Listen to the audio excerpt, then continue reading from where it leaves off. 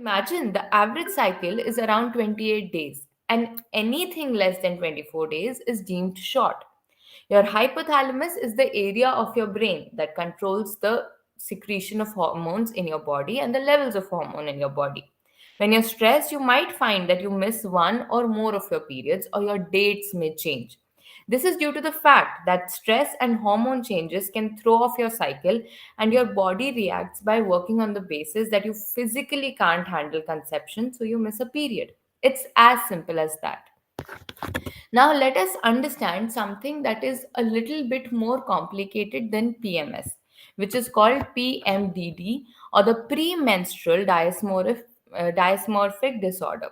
It is a more severe form of PMS affecting 5 to 10% of women in their reproductive years. In contrast to PMS, PMDD is characterized by more significant premenstrual mood disturbance that can seriously impact relationships and impair functioning. Many women with PMDD experience clinical levels of depression or anxiety during the week or two before their cycle. It is not uncommon that the emotional symptoms of depression, anxiety, and irritability can seriously interfere with the normal functioning of your life and your relationships. Common symptoms may include irritability, depressed mood, anxiety, or mood swings.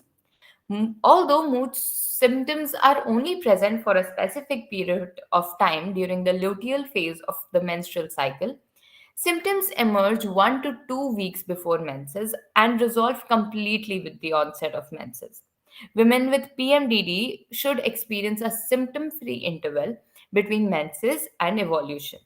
An estimated 40% of women who seek treatment for PMDD actually have a premenstrual exacerbation of an underlying mood disorder rather than PMDD. Moving on, let us now understand that how is it that PMS or PMDD mimics depression and it becomes very real. So, for a person who does not experience periods, it might look like something very superficial, but that's what I am here to explain that PMDD or PMS or just period mood swings are not something that you can deal with it just like that. It's something serious, and sometimes it mimics a very serious disorder like depression as well. So, intricately woven into the current state of your mental health, PMDD symptoms mimic those of major depression. This means that women suffering from PMDD also take on the risks of major depression, like an increased rate of suicide during the 2 weeks of their period. For women who have a personal or family history of mood disorders, including major depression or postpartum depression, they are at a greater risk of developing PMDD to begin with. Unlike major depression, however, PMDD symptoms lessen or go away with the start of your period. The reverse effect is also true. Mental health conditions in general cause period problems, as we have discussed before. Studies show that women with anxiety disorder or substance use disorder are more likely to have shorter menstrual cycles. Irregular cycles are also linked to eating disorders and depression, and women with bipolar disorders are twice as likely to have irregular periods. Now, let us try to understand that what are the factors, different types of factors that make some women more vulnerable to these things than others. So, that is because, with physicians considering both environmental and genetic risk factors during the diagnostic process, stress, a history of personal trauma, seasonal changes, and sociocultural aspects can impact the development of PMDD. It's unknown if PMDD is hereditary, but PMS symptoms are 30 to 80% of women who suffer from PMS indicate that other women in their family suffer as well. A large percentage of women seeking treatment for PMDD, nearly 40%, actually have an underlying mood disorder.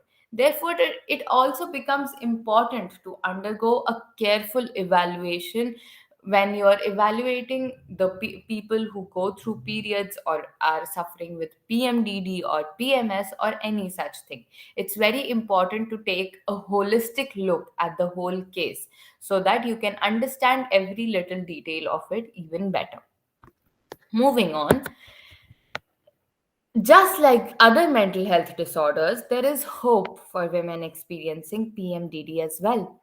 Lifestyle modifications like eliminating caffeine and sugar, decreasing alcohol use, and getting enough sleep can address the symptoms. Nutritional supplements like vitamin B6 can help greatly for women with PMS. While some evidence points to the effectiveness of magnesium and vitamin E as well. Herbal therapies and light therapy represent two other options, with psychotherapy and cognitive behavioral therapy also offering a non pharmacologic approach to the treatment. Medications ranging from selective serotonin reuptake inhibitors and hormonal interventions may also be effective options.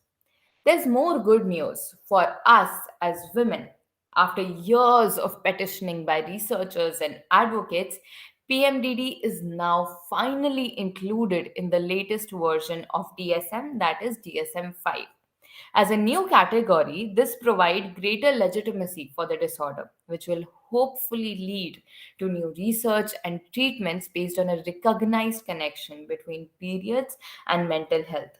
Because I genuinely feel that this is something we should be talking about. This is something that women go through every month for such a major part of their lives, and yet we choose to turn a blind eye towards it. Yes, we do have period leaves now, and maybe the environments are getting better, but there is still a long, long, long way to go towards understanding what is it that women go through every month, not just physically, but mentally as well.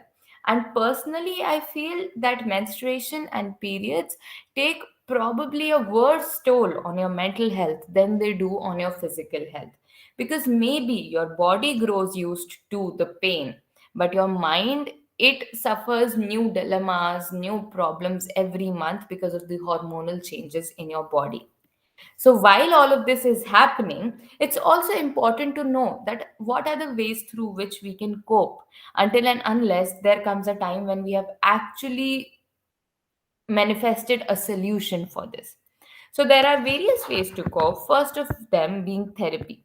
So therapy can make a big difference in your ability to navigate depression symptoms, and even if they only show up during your period, a therapist can teach helpful skills and coping techniques, offer guidance on managing stress and anxiety, help you identify and explore underlying causes sorry of your depression. Then there is medication. So, if you'd like to try medication, a therapist or other healthcare professional can refer you to a psychiatrist who can recommend and prescribe antidepressants. Research from 2011 trusted source suggested selective serotonin reuptake inhibitors prove helpful in treating PMDD. The most effective medication generally depends on a range of factors, including your health history and the underlying cause of your depression, etc. Therefore, it is very important to talk to a healthcare professional before taking any sort of medication or supplements for your periods. Next is physical activity.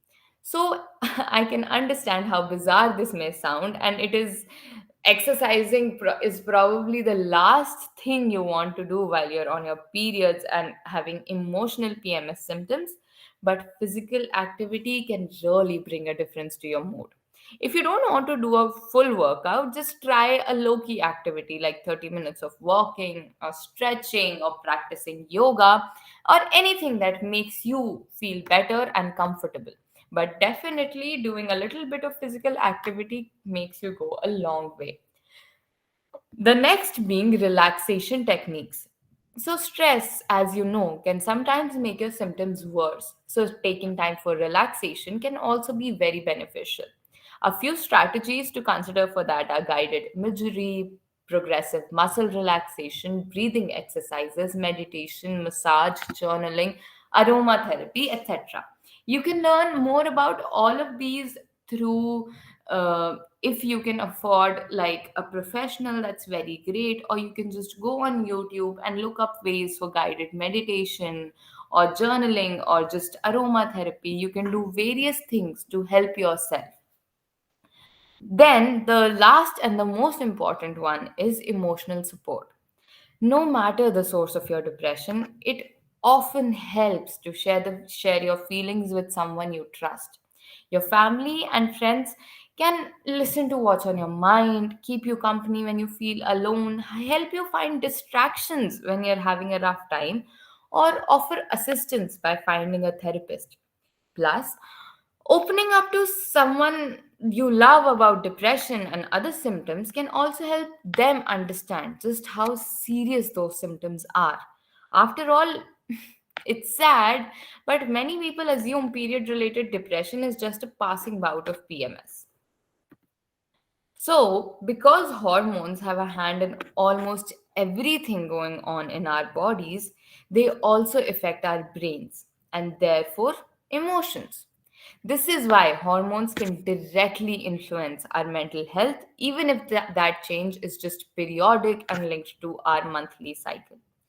Learning about what your hormones are up to during your cycle can help you understand why you might be feeling a certain way. And although it won't give you the power to suddenly control your emotions, it can help you make sense of it.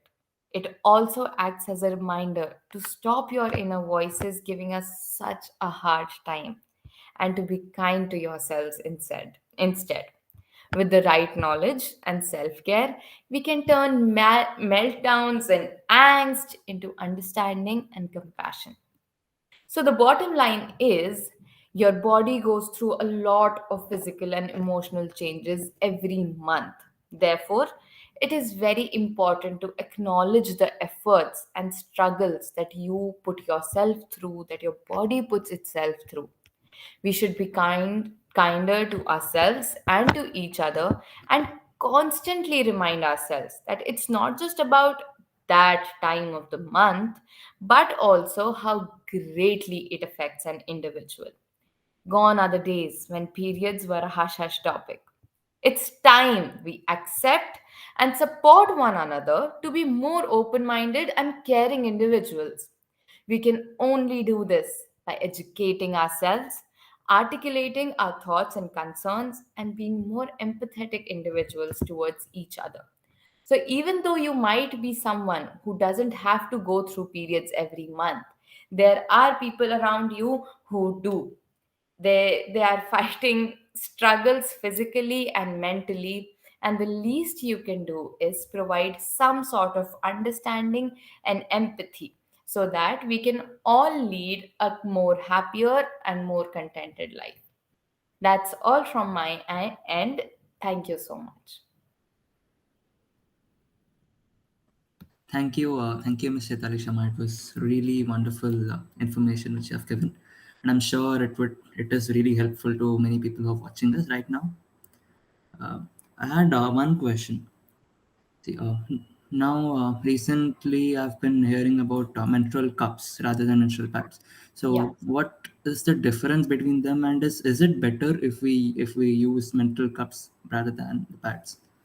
See, it's definitely better if you're using menstrual cups instead of pads because first there is less wastage. There, when women use pads, you have to dispose at least 3 to 4 pads in a day, depending on the type of flow that you have. But when you're using a menstrual cup, it's reusable. You can use it over and over again. Secondly, it's more comfortable once you get a hang of it, and it saves money as well. So, Okay. therefore, menstrual cups are definitely better than pads. But then again, I think it depends more on the individual that what Okay. you are more comfortable with and what makes you feel better. Okay. Thank you. Thank you for the answer.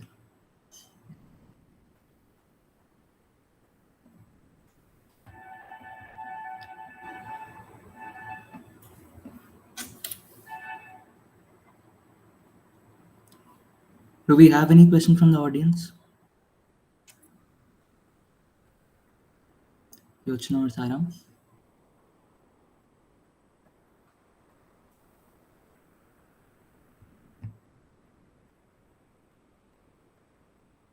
So we have few questions. Uh, the first question being, how can we calm our anxiety in the time of periods? As I mentioned earlier, there are different ways by which you can try to overcome your anxiety. I think the one that really helps is exercising a little so that first your mind gets diverted. It Mm. helps you put your thoughts to rest and you step out of your mind for a while you're working out or doing any sort of physical exercise. But then again, since periods can be very physically challenging as well, so if you feel like you're not able to exercise, you can indulge in any activity that makes you happy, like maybe journaling or writing or painting, anything that's therapeutic for you. It will help you release your stress.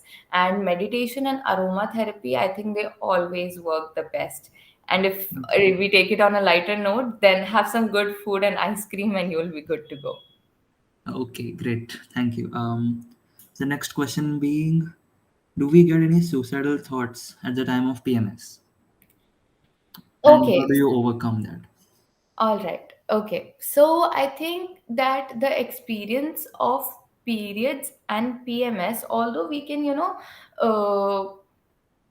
find out some common symptoms, the experience is very different for every individual. And if you feel like your symptoms are getting so extreme that you're facing suicidal thoughts during your PMS, then the first thing that you should do is either visit your gynecologist or Mhm. get in touch with a therapist so that you can get professional help. Apart from that, if such thoughts are coming to your mind, again, you can try to indulge in activities that relax you. Okay. Relaxation techniques like, again, exercising, meditation, and maybe during such times, talking to a loved one can help, because the thoughts are really entangled in your head, but they can make a lot of sense once you're telling them to someone else. So, even though it sometimes take a lot of effort to do that, but it can definitely help. Okay.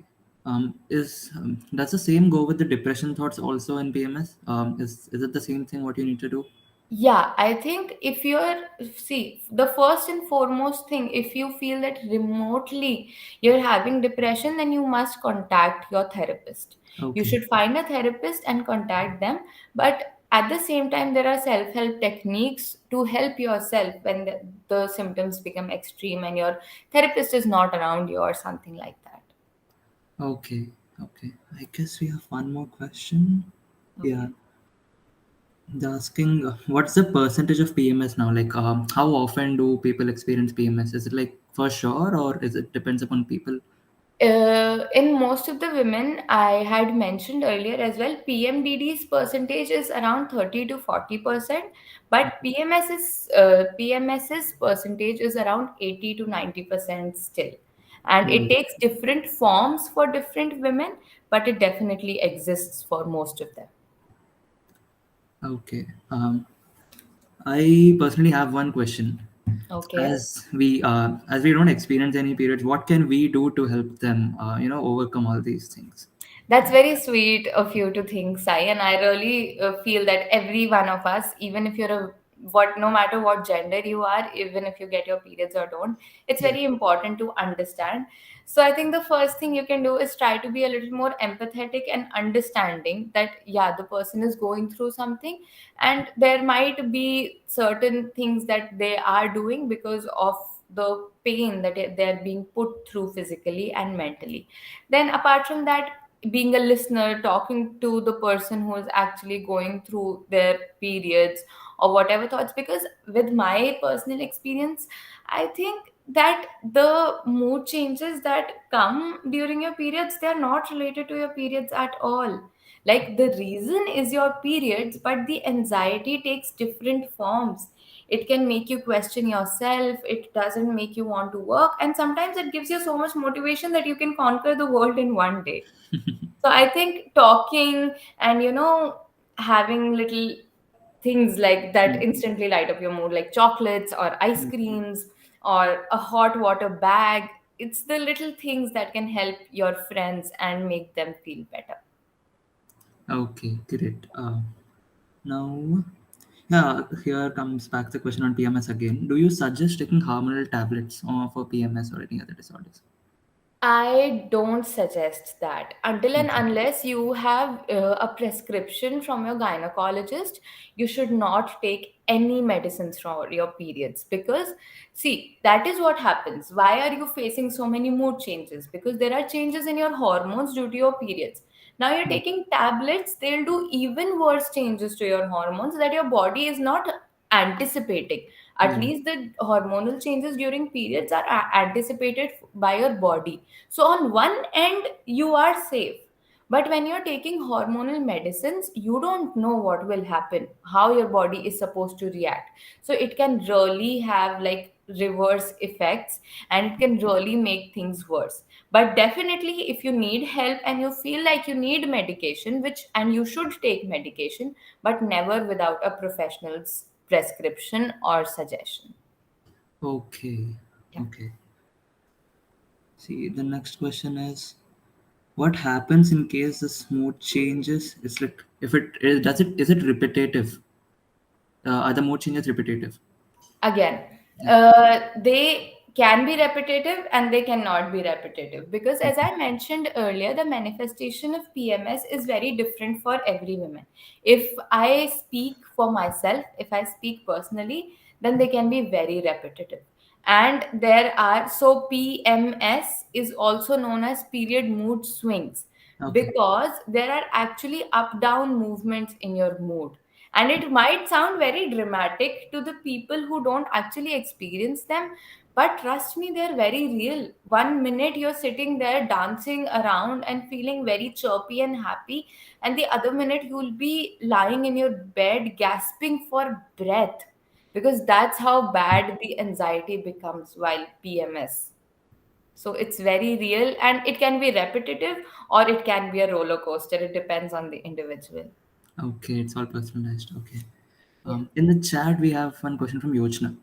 Is it okay if periods come either prior or later than the actual date? Yeah, I think that's completely okay for your body to, like, go through certain changes. So sometimes the date may go a little before or a little later, but if it keeps happening repetitively, or if there are very vast differences between your dates, then you must visit your gynecologist. Okay. Um, see, you have given us a lot of knowledge on periods, but what about the end? Like, I meant menopause. Like, can you shed some light on that too? Yes, definitely. I think menopause is one of the most difficult phases of a woman's life. And I'm assuming that there are a lot of young people here whose mothers must be going through menopause right now. So the only thing I would suggest is please be very understanding. Because even my mother has gone through the menopausal phase recently, and it's not unusual to have suicidal thoughts and being very angry, irritable all the time. So when PMS happens, it happens generally around your period. But menopausal changes, they affect your body all through that time. So when a woman is going through menopause, they will experience what they were experiencing for the 1 2 weeks of PMS for long periods of time. So that can be very overwhelming. Plus, because of the lack of awareness that we have, most often people don't understand that what is it that's hitting them. And us being the Indian families, we don't really acknowledge that okay, something like this is happening to the woman. And we are all aware that how much attention we give to the women in our family. So it is overlooked a lot of times, and that is why it takes such bad forms. But as much as I have seen menopause, I think it's something very real and something very, very difficult. So, all of the people who are here right now, and I'm glad that this question was asked, I urge all of you to please be very understanding. And why not have open conversations? Why not just ask your mothers or your guardians if they are going through menopause? And if they are, then you can actually help them. You can research, and more than research, it's about understanding that person. Why is are these? Because anxiety, helping someone in anxiety, you can either do that by having a professional degree or by being understanding. So if it's your family member, the first thing that you have to do is be understanding, so that both of you can, be more helpful to each other. Yeah, I completely agree with your thought. Completely. Thank Um, you. Now, this next question saying, do we see any body changes at the time of PMS? Yes, there are definitely different body changes during the time of PMS. Like there is bloating, there is extreme, some people have extreme pain in their legs, some people have extreme pain in their pelvic area, some people have like very bad cramps in their stomach and their back.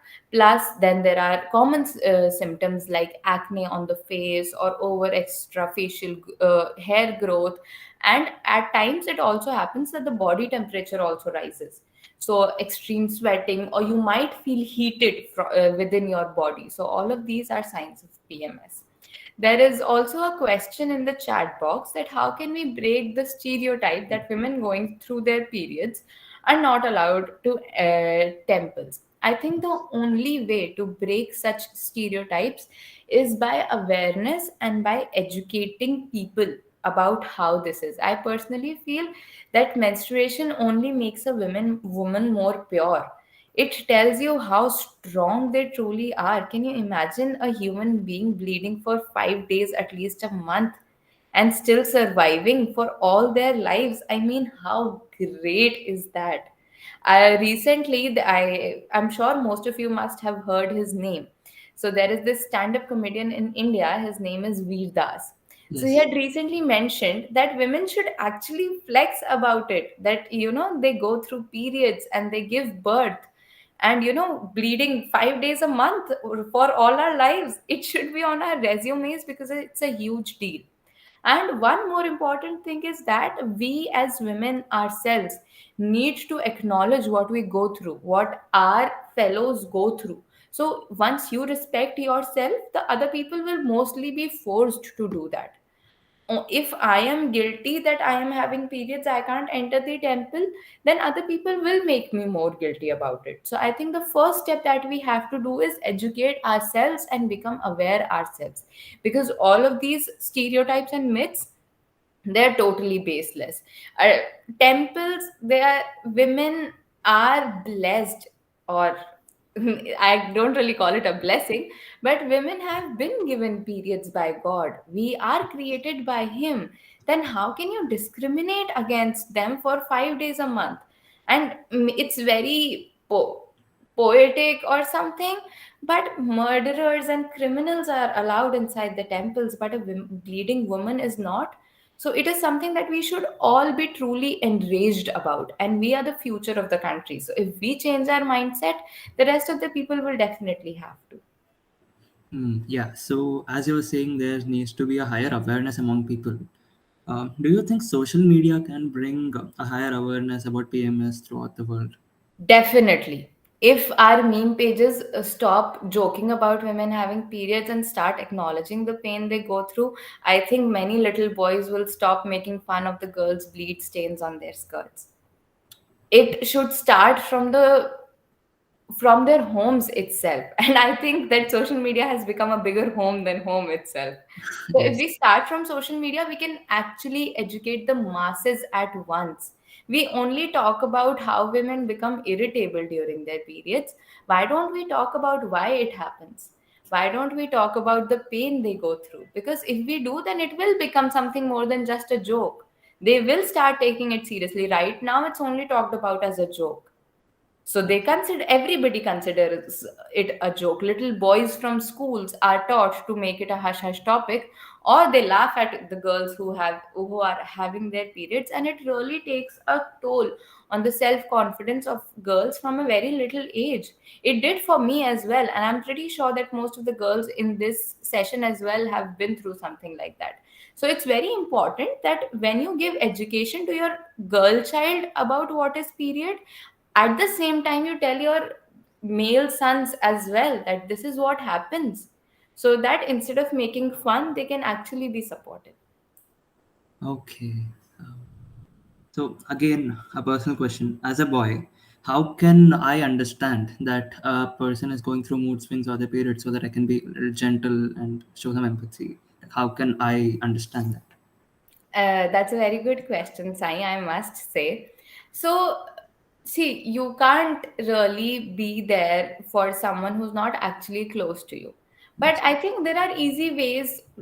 First, be open to communication. You can actually walk up to a person and ask them politely that if you're going through your if are you going through your period, is there anything that I can do to help you? I really want to help. Or do you want to have a cup of coffee, or do you want to share something with me? It's something very basic. It's not rocket science. You just have to be a nice friend. That's all a person is asking for. And then again, there can be certain extreme things. Like if you see that your friend is going through extreme pain and she doesn't know that she can actually visit a gynecologist, or maybe she doesn't know that it's abnormal to go through so much pain. Maybe she has PMDD, or maybe she has some difficulty in her hormones. Like just now we were asked that is it okay that our dates are changed every month? So maybe your friend is not aware of that. So if you are aware of it, you can throw some light on the topic for her as well. So I think the first step is being more communicative, trying to talk about it. Right now, the biggest problem is we refuse to talk about periods. It's such a hush hush topic that still pads come packed in a black polythene. And I don't understand why. So I think the first thing that we can all do is be more open to communication, not just men, but women as well. okay. I'm sure it will be very helpful to all the boys watching out there. Yeah. And there's a question from our member, Cittaa member. How does PCOS or PCOD affect your mental health? I think it takes a very big toll on your mental health. I am also someone who has PCOS, and there I have friends who have PCOS or PCOD. So it gives you anxiety because when the medication of PCOS and PCOD includes hormonal tablets, Okay, and just just a minute. Before answering that, can you shed some light on what is PCOS and PCOD for the audience out there? Sure. So PCOS is having cysts in your ovaries, and PCOD is having cysts in your uterus. Both of them are the reproductive organs of females. So when there are cysts in your ovaries or in your uterus, cysts are anyways bad, as you all know. So when you're having cysts in your uterus or in your ovaries, it affects your periods, and it can take different forms. So generally PCOD makes you gain a lot of weight and Okay. increased facial hair, increased body hair, acne, and anxiety, depression. All of these symptoms are common for PCOD and PCOS as well. Some people gain a lot of weight and some people lose a lot of weight. And when such things are happening when you're 16 years old, it can really take a toll on your self confidence, because girls around you they don't have acne all over their face, but you do. Suddenly you start gaining so much weight, and when you're 16, things like this don't make sense. So I think that PCOS and PCOD have become very common these days, but they're very serious diseases. Because I was diagnosed with PCOS when I was in 10th grade, and till date, I haven't been able to completely overcome the problems of that particular disease. And it is something that cannot be fixed. You can just take medication for it. So PCOS and PCOD are something very real diseases, and we definitely need more research in the field so that we can help those women better. Okay, are there any ways so that we can avoid contracting these diseases? Like, are there any precautions? I really don't think so, because definitely there are environmental and genetic factors that make you more vulnerable to it, but it's not a cold that you can, wear a mask and not get it. It's something that obviously you can lead a more healthier lifestyle. You can eat better food, you can drink a lot of water, you can indulge in physical exercise. That definitely helps a lot. But I don't think there is anything that can particularly save you from contracting that. If there was, I would have definitely done that. Okay, um, guess that is it. Are there any further questions?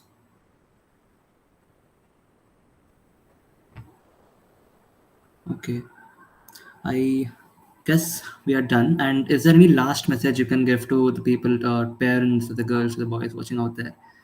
My message to everyone watching this right now is to please educate yourself and do your part in spreading the awareness about periods and PCOS and PCOD and the things that surround periods so that we can be a more harmonious society.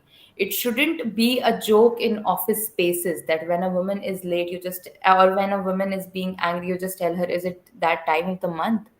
No, that's not how things are supposed to be. The things are you actually being understanding, being supportive towards each other, not a particular gender, every gender, regardless of your gender. Be educate yourself and then do your part in educating others. Because we are not just talking about random girls walking on the road. We are talking about your mothers, your sisters, your friends, your girlfriends, your wives. So, and someday your daughters. So, the world that we are creating right now is where our daughters are gonna be. So, let's make sure that we make a good one. Thank you very much. It was a really wonderful session and it was very insightful. Thank you. Thank you so much, Sai. Thank you.